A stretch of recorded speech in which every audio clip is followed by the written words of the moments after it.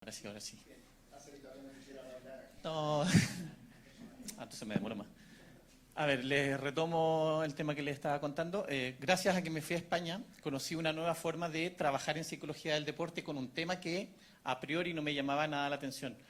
Uy, ¿lo puedes poner desde el comienzo? No, yo lo hago. Ya, perfecto, ahora sí. Hacer brevemente la introducción significa que cuando me voy a España me fui a perfeccionar justamente para aprender más, seguir en tema de congresos, seguir en tema de lo que es el rendimiento deportivo y ojalá trabajar así como lo quieren hacer los grandes futbolistas, llegar a un máximo rendimiento, yo también tratar de trabajar con los máximos deportistas y lograr mi máximo rendimiento. Pero resulta que me encontré con una línea de trabajo nueva y que tiene que ver con algo que personalmente me dejaba conforme con mi perfil profesional, y es trabajar con la persona. Es trabajar con una línea más humanista, más social, vinculada a lo que es el deportista. Entonces, el deporte obviamente nos contrata muchas veces, o la mayoría de las veces, para obtener rendimiento. Y resulta que en este caso lo que yo fui y encontré es algo que no necesariamente genera rendimiento, que también está implícito. Entonces, lo que vamos a hablar un poco ahora es qué significa esto, que hoy día ya lo han ido mencionando, qué significa, lo dijo Claudia hace cosa de un rato, qué significa adaptarnos y ajustarnos a los cambios que se van produciendo en cada momento de nuestra vida. Esa es la mejor definición para explicarle que a medida que vamos avanzando en la línea, por ejemplo, deportiva, Willy Vanilla dice, sí, cuando tú avanzas en la línea deportiva, además avanzas en otras líneas de tu vida, como por ejemplo, en tu desarrollo personal o psicológico, en tu nivel psicosocial, donde algunas personas son más importantes en un momento de tu vida y después van cambiando esas personas. O en el nivel académico vocacional. No es lo mismo estar en primaria, en secundaria, que estar en la universidad o que estar en la última etapa que ya es más profesional, vinculada a un trabajo más formal o más tradicional. E incluso ahora actualizaron este modelo y pusieron un quinto nivel que tiene que ver con de dónde vienen los insumos económicos a medida que yo voy avanzando. Y que generalmente, ¿quién es el primer gran promotor del deporte? Los padres. Y a medida que vamos avanzando, le vamos quitando dinero, ojalá, al Estado, y después empiezan a aparecer los sponsors.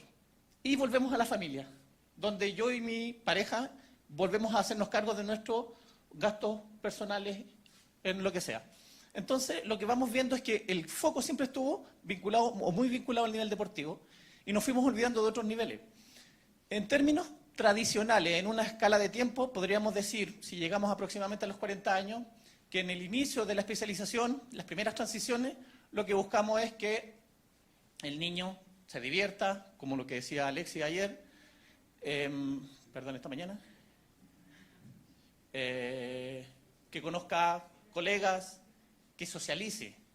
Pero a medida que vamos avanzando en el foco de nuestra carrera, en este caso en el fútbol, nos empezamos a meter el entrenamiento cada vez más sistemático, que acabamos de hablar de qué significa lo sistemático, lo importante para nosotros, qué significa poder llegar a un primer contrato, que es el primer gran foco que tienen los deportistas cuando están en el fútbol. El primer contrato es el primer gran escalón de nuestra vida en el mundo del fútbol. ¿Qué hacemos para eso? Lo que sea necesario, dicen algunos. ¿Conocen este primer contrato? Uno de los grandes primeros contratos de la historia, la servilleta de Messi, donde lo vieron jugar en un entrenamiento, en una prueba, y el señor Rechak le dijo, a mí no se me escapa y por lo menos que me firme algo. Entonces, este primer contrato es un foco de trabajo para saber si es que voy haciendo bien las cosas. Pero después de eso necesitamos empezar a rendir. Y en este primer contrato pueden haber contratos, por ejemplo, de $100 fácilmente. Un contrato pésimo, pero que te engancha en un nivel de rendimiento y donde tú no necesariamente el aprendizaje y el rendimiento es lineal. Tú empiezas a subir, pero también empiezas a bajar, porque a veces estás en tierra de nadie. Decían, te citaron en la sub-20, pero después te mandaron de vuelta estás en la sub-20, subes al primer equipo, te mandan de vuelta a tu categoría y estás en un ascensor en el cual dices, yo no sé dónde estoy, porque ya creo que superé el nivel de sub-20, porque ya estoy casi como profesional con el primer equipo, pero el primer equipo todavía no asume que realmente estoy ahí y soy uno de ellos. Entonces yo estoy como que voy y no voy. Y psicológicamente esa demanda es muy fuerte y no todo el mundo sabe procesarla. Entonces aquí lo que viene es que además empiezo a rendir al máximo rendimiento y aquí ya vienen los contratos. Aquí se me pasó algo de verdad. Perdón, el contrato de verdad. Este es el de los megamillones.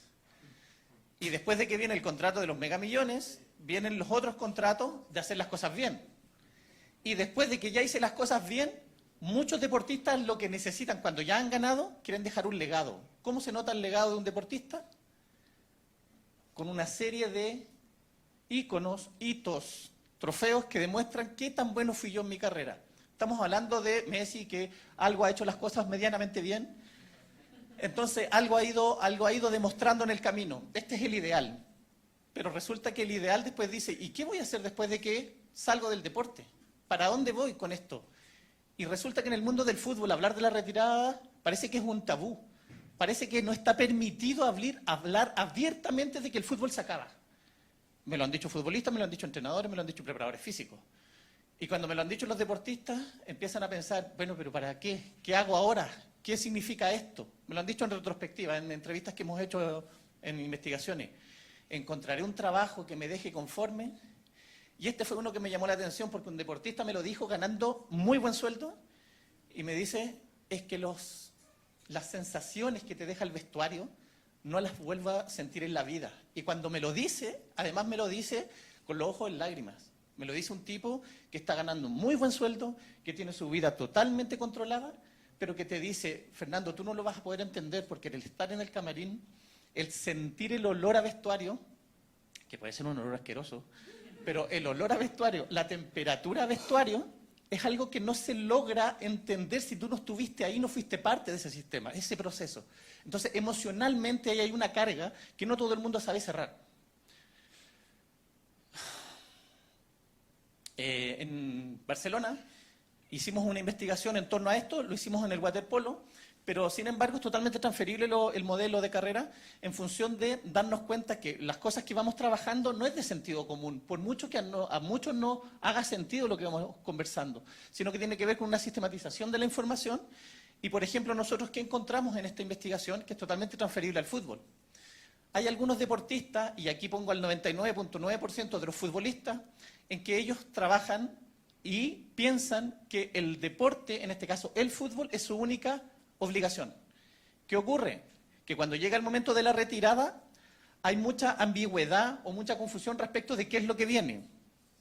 A ese modelo le llamamos lineal. Mi mente está únicamente focalizada en el deporte. Pero resulta que hay otras modalidades en las cuales se puede enfocar un deporte, una carrera deportiva. Y aquí es donde tenemos un modelo que se llama convergente, donde la prioridad, y esto si se dan cuenta es muy similar a lo que hablaba Kiara, que tiene que ver con la dualidad, con la carrera dual, la capacidad de hacer otra cosa.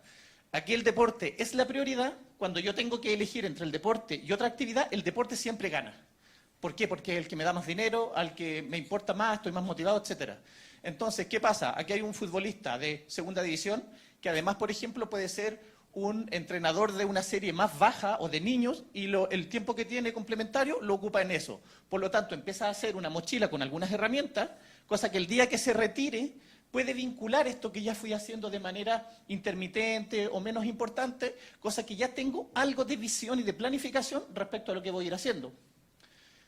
Y tercero, tenemos un modelo paralelo en el cual aquí, por ejemplo, el mundo federado está muy posicionado, que tiene que ver, que tiene que ver en cómo yo tengo igual carga de importancia entre el deporte y otra actividad, que pueden ser, por ejemplo, los estudios, en los cuales cuando tengo que decidir, muchas veces gana el deporte, pero no siempre gana el deporte. También puedo hacer otra actividad, por ejemplo, los estudios, y decir, después de X competencias, sabes que le voy a dar unos días o una semanita y voy a preocuparme y focalizarme un poco más en el tema de estudios. ¿Qué ocurre con eso? Que generalmente esta actividad segunda tiene un peso más alto. Te da más herramientas que la convergencia y te da una proyección donde el sistema emocional de la persona, la claridad de qué voy a hacer el día de mañana, está mucho mejor definida. La mochila tiene más herramientas y emocionalmente y la claridad y la angustia del futuro es mucho más baja.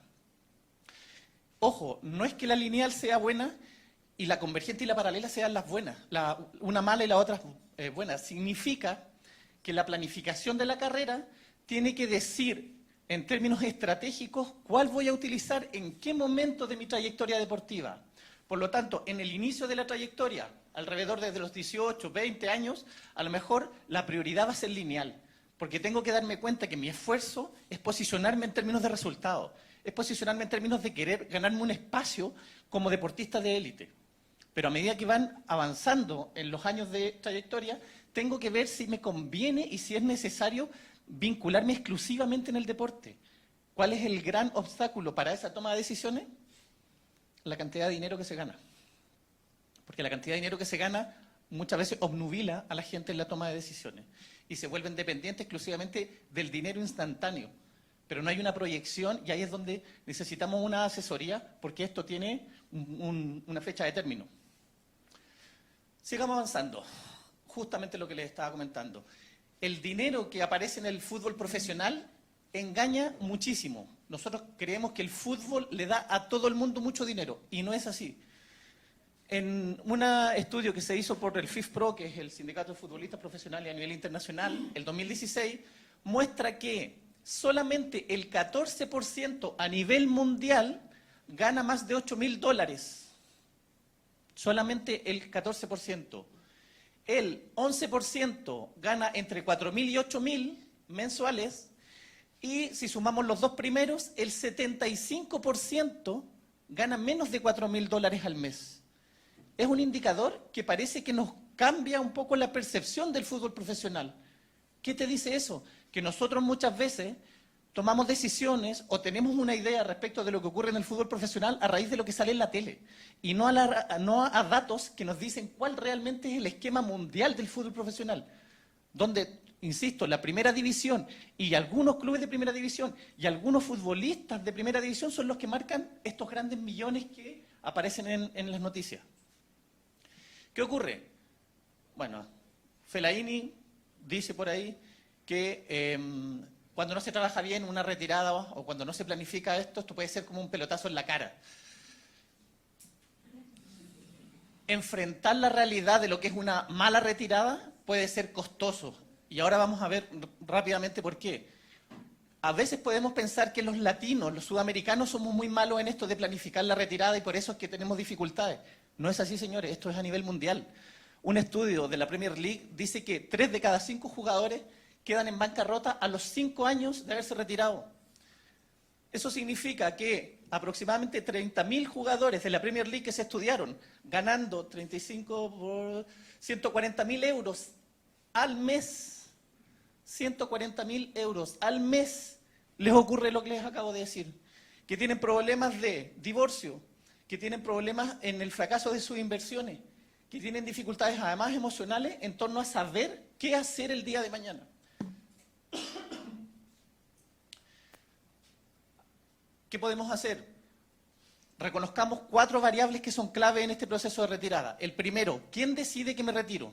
Lo ideal sería que yo dijera cuándo me retiro, cosa que no ocurre. Generalmente el deporte te retira. Tú te quieres mantener en el deporte lo máximo posible, pero las lesiones, el rendimiento, los dirigentes son los que dicen en algún momento tú ya no vales para esto y ellos te empujan a tomar una decisión para salir del deporte. Segundo, ¿qué ocurre con la planificación? Y aquí hablamos directamente, por ejemplo, de la carrera dual. ¿Cuántos son capaces de tomar decisiones en torno a los estudios? Cosa que el sistema no te refuerza, porque a todo el sistema del fútbol le conviene que tú seas monopensamiento, monoidea, fútbol, fútbol, fútbol, fútbol, porque si te abres a pensar otras cosas, dejas de rendir, o ese es el estigma. Por lo tanto, tengo que dividir a mis futbolistas con otras cosas. O un entrenador que le pagan X dinero para rendir, no quiere que su jugador piense en otra cosa que no sea el fútbol. Nosotros tenemos un ejemplo, jugador de muy buen nivel, uno de los mejores de Chile en este momento, que estudia por las noches, ya tuvo un lapsus en su carrera y probó la universidad y volvió de la universidad a jugar en el primer nivel mundial, jugó en Boca Juniors, no es poca cosa, es jugador de la selección chilena y hoy día en el equipo que tiene toda la pinta que va a salir campeón en Chile, que es la Universidad Católica. Tercero, la identidad deportiva. ¿Qué ocurre con la identidad? Las personas que hacen fútbol muchas veces creen que ellos son futbolistas, van a seguir siendo futbolistas y van a morir siendo nada más que futbolistas. Les cuesta verse como estudiantes, les cuesta verse como inversores, les cuesta verse como padres de familia o miembros de familia, que no es una cosa menor, no saben cómo vincularse de otra manera. ¿Por qué? Porque la burbuja del fútbol potencia una sola visión. Y esto de ser famoso, esto de ganar dinero, esto de estar siempre metido en el mundo del fútbol. Esa película se las recomiendo 100%, es de la lucha y tiene que ver en cómo Mickey Rourke es un deportista de la lucha que está en la última fase de su carrera y no se atreve a saber salir de la lucha porque es lo que siempre le dio el reconocimiento personal. Se las recomiendo, es pedazo de película. Me quedan unos minutos. Y por último, el cuarto, ¿cuáles son los recursos que yo tengo para hacerle frente a este proceso? ¿Cuáles son los recursos personales? ¿Cuáles son mis recursos de mi entorno? Puede ser mi familia, puede ser mi club, puede ser la asociación de fútbol a la que pertenezco. ¿Qué pasa con el ministerio en este caso, por ejemplo, que entienda que esta es una realidad que hay que hacerle frente, que entienda que esto se debe trabajar, que se debe planificar? Tuve la suerte hace 4 años atrás, de crear el área de apoyo integral al deportista federado en Chile, que hoy día se mantiene, pero que cuesta echarlo a andar porque no está la claridad del apoyo que esto requiere para que sea una realidad de verdad importante. Entonces, sí tenemos muchas cosas que hacer a nivel personal y a nivel institucional. Les dejo un videito. 65 años, estoy a punto de jubilar, con 200 lucas. Como todo Chile. Como todo Chile. La estadística en Chile te demuestra que el 80-90% después que deja el fútbol se va a la cresta. Cuando uno hace otra cosa aparte del fútbol, ya sea estudiar cualquier profesión, ponte que estudie mecánica, ponte que estudie computación, ponte que estudie inglés, cualquier cosa, que te permita después de los 30, 32, 35 de tu retiro, seguir con una profesión que no te va a rentar lo que te renta el fútbol, indudablemente, pero te va a ayudar a mantener lo que ya obtuviste jugando al fútbol. Tú en un abrir y cerrar de ojos, así 32. Tenéis 18, si así ya tenéis 32, porque pasa muy rápido. Una cosa es con zapato de fútbol y otra cosa es con zapato de calle. No hay nadie que se acerque o indicarte un camino en cual seguir. Ahí depende de uno, de la personalidad que uno tenga, del esfuerzo que uno tenga, de la mirada que uno tenga. Si tú tiraras para atrás el tiempo, ¿tomarías alguna otra decisión diferente que te No. facilite La única salir del deporte? La única decisión diferente sería tener el penal para el otro lado.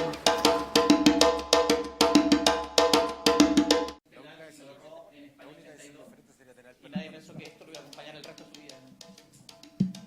Fue una entrevista que pude hacer con él y en retrospectiva mostraba qué significaba ser futbolista profesional, qué significaba que nadie te acompañara en lo que viene después del fútbol. Por último, mostrarles, por ejemplo, que Plansport, que es un emprendimiento personal donde he ido recopilando todos estos años de experiencia en torno a lo que es la investigación y en torno a lo que es el trabajo en el Estado o en el mismo mundo deportivo, generar algunas estrategias de apoyo, ya sea informando, haciendo niveles de capacitación o explicando realmente cómo el rol del psicólogo tiene un espacio importante para trabajar en este mundo. Entonces, si el Estado se complica haciendo este trabajo, alguien lo tiene que hacer. Y desde la empresa privada aquí sí estamos dando un paso adelante para hacer algo con mucho marco teórico, con mucha experiencia, en términos de algo que estamos todavía descubriendo cómo apoyarlo de una manera importante, como nos dijo Kiara en la mañana. Muchas gracias.